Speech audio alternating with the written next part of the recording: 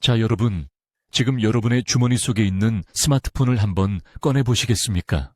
만약 그게 아이폰이라면 뒷면의 사과 로고를 손가락으로 가려보세요. 그리고 옆에 있는 친구의 아이폰 13, 14, 15, 6과 섞어놓았다고 상상해 봅시다. 과연 여러분은 단 3초 만에 여러분의 폰을 찾아낼 수 있을까요?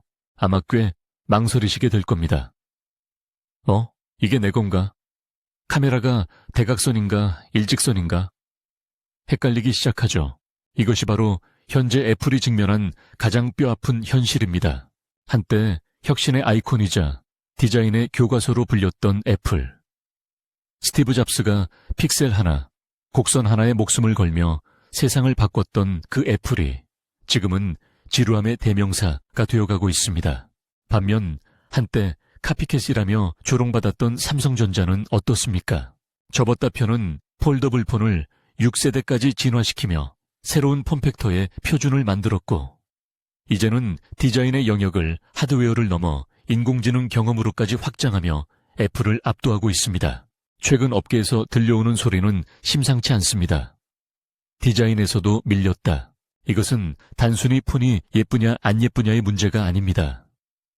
애플이라는 거대한 제국의 성벽에 아주 심각한 균열이 가고 있다는 신호입니다. 오늘 지식의 소용돌이에서는 삼성에게 디자인마저 완패하며 최대 위기를 맞이한 애플의 현재 상황을 3가지 관점에서 아주 적나라하게 파헤쳐 보겠습니다. 이것은 단순한 스마트폰 전쟁 이야기가 아닙니다. 1등이 어떻게 무너질 수 있는지, 그리고 혁신이 멈춘 자리에 어떤 위기가 찾아오는지에 대한 서늘한 경고입니다. 첫 번째 분석, 물리적 디자인의 패배, 정체된 아이폰 vs 진화하는 갤럭시. 먼저 눈에 보이는 하드웨어 디자인부터 이야기해보겠습니다. 우리는 왜 아이폰에 열광했나요? 바로 완벽한 마감과 남다른 감성 때문이었습니다. 그런데 지금 아이폰 16 시리즈를 보십시오.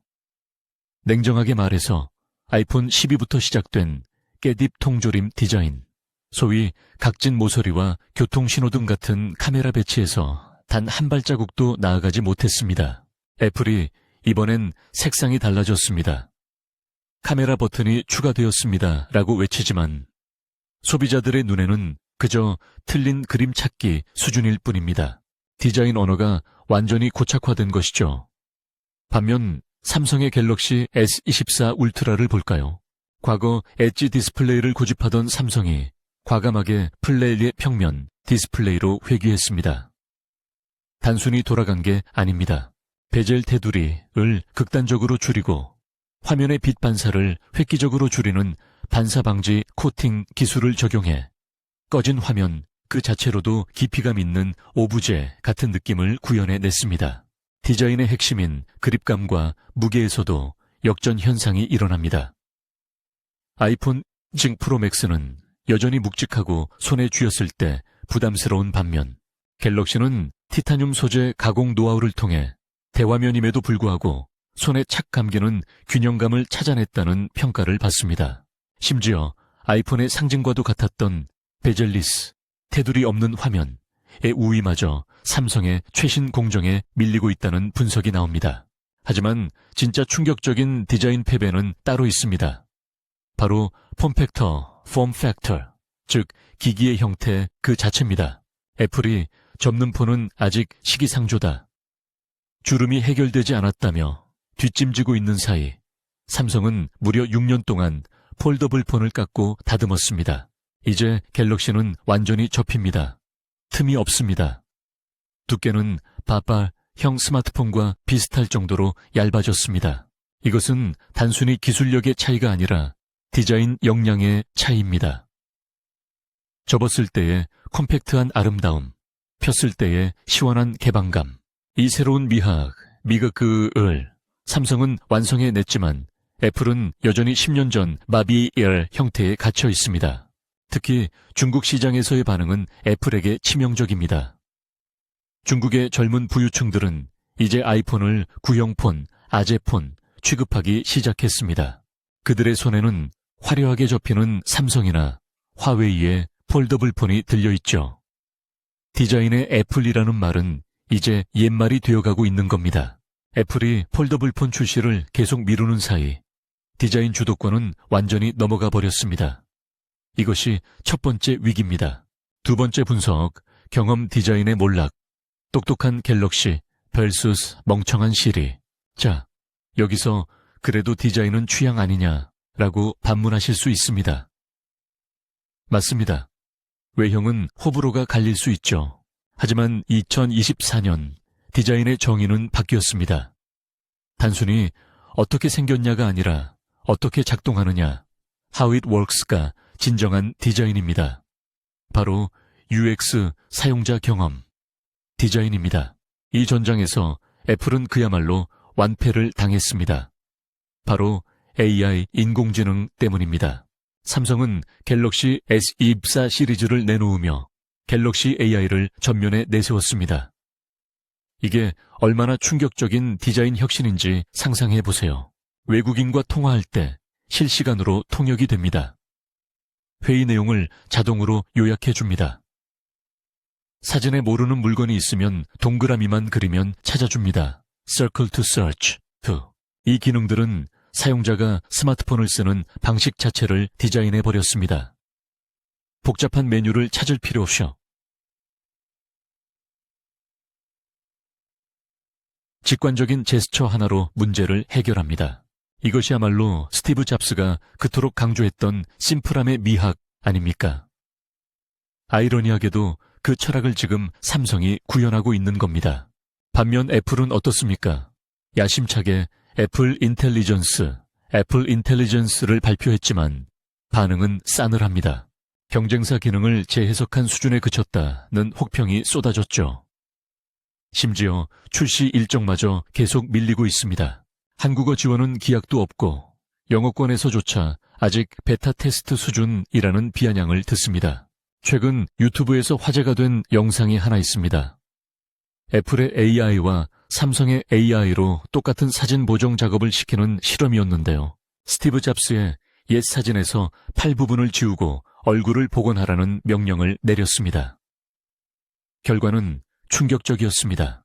애플의 AI는 기괴하게 뭉개진 이미지를 내놓으며 버벅거린 반면 삼성의 갤럭시 AI는 단 7초 만에 잡스의 얼굴을 완벽하게 되살려냈습니다. 일일 600만 명이 목격한 이 영상은 상징적입니다. 애플은 감성으로 포장하지만 기술적 실체는 없다. 라는 인식이 퍼지고 있는 겁니다. 디자인은 문제를 해결하는 것이라고 했는데 지금 애플의 소프트웨어 디자인은 버그와 지연으로 사용자에게 문제를 일으키고 있습니다. 하드웨어에 폼팩터 혁신도 없는데 소프트웨어 경험마저 뒤처진다. 이건 애플 생태계 전체를 흔드는 거대한 위기입니다. 세 번째 분석, 시장의 경고, 흔들리는 왕좌와 노키아의 그림자. 마지막 세 번째 시나리오는 바로 시장의 냉혹한 성적표입니다. 그래도 아이폰은 잘 팔리잖아 라고 생각하시나요? 네, 아직 판매량은 1위를 다룹니다. 하지만 그 내용을 들여다보면 위험 신호가 뚜렷합니다. 지금 아이폰의 판매량을 지탱하는 건 혁신이 아니라 할인입니다.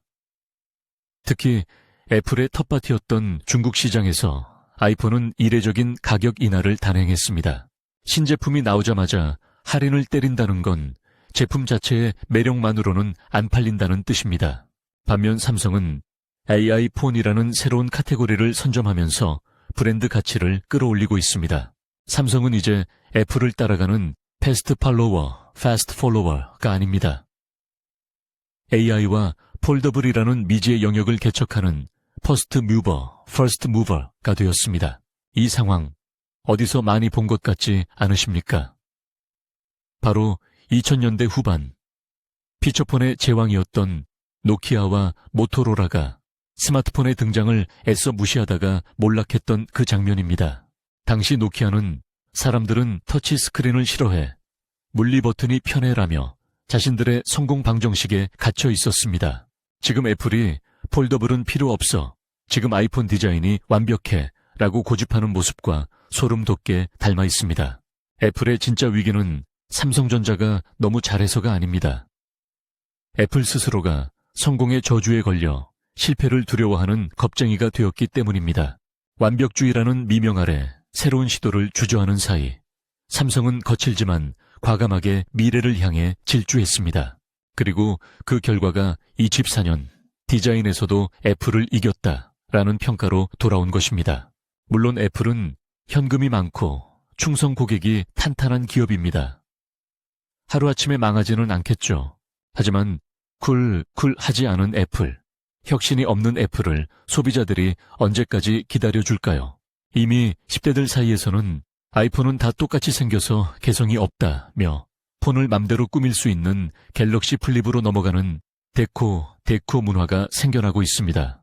트렌드에 가장 민감한 세대가 등을 돌리기 시작했다는 것, 이것이야말로 제국의 몰락을 알리는 가장 확실한 전조 증상일지 모릅니다. 자, 이제 결론입니다. 한때 우리가 밤을 새워가며 애플의 키노트를 기다렸던 이유는 무엇입니까? One more thing. 잡스가 주머니에서 꺼낼 그 작은 기기가 세상을 또 한 번 바꿀 거라는 믿음 때문이었습니다. 하지만 지금 팀 쿡의 주머니에서는 아무것도 나오지 않고 있습니다. 그저 카메라 구멍이 조금 커진, 배터리가 조금 오래가는 작년과 똑같은 아이폰이 나올 뿐입니다. 그 사이 삼성은 접고 펼치고 통역하고 그려내며 스마트폰의 정의를 새로 쓰고 있습니다. 디자인의 왕좌는 영원하지 않습니다. 혁신하지 않는 왕은 폐위될 뿐입니다. 여러분은 어떻게 생각하십니까? 과연 애플은 숨겨둔 비장의 무기, 예컨대 폴더블 아이폰이나 혁명적인 AI를 들고 나와 다시 한번 세상을 놀라게 할 수 있을까요? 아니면 이대로 삼성에게 혁신의 주도권을 완전히 내어주고 그저 비싼 명품 폰을 파는 브랜드로 남게 될까요? 지금 디자인의 최전선에서 벌어지는 이 소리 없는 전쟁의 승자가 누가 될지 여러분의 생각을 댓글로 남겨주세요. 오늘 지식의 소용돌이는 여기까지입니다. 변화를 거부하는 자에게 미래는 없다는 냉혹한 교훈을 되새기며 저는 다음 시간에도 더 날카로운 통찰을 가지고 돌아오겠습니다. 내용이 흥미로우셨다면 구독과 좋아요 부탁드립니다. 감사합니다.